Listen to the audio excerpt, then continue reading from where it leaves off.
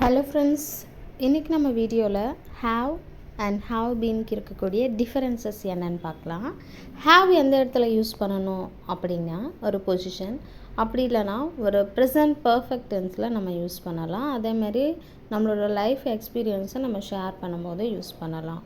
For example, we have visited that museum, I have travel to Mumbai, I have lost my pen. So இந்த மாதிரி நம்ம use பண்ணலாம்.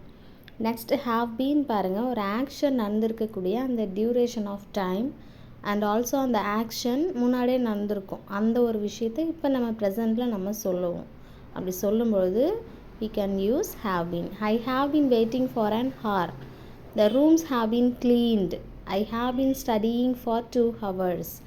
ஒரு விஷயம் நடந்து முடிஞ்சிருக்கு, அது ஸ்டில் அதை பற்றி நம்ம இப்போ பேசிகிட்ருக்கோம். ஸோ இந்த இடத்துல நம்ம have been யூஸ் பண்ணலாம். பிடிச்சிருந்தா ஃபாலோ பண்ணி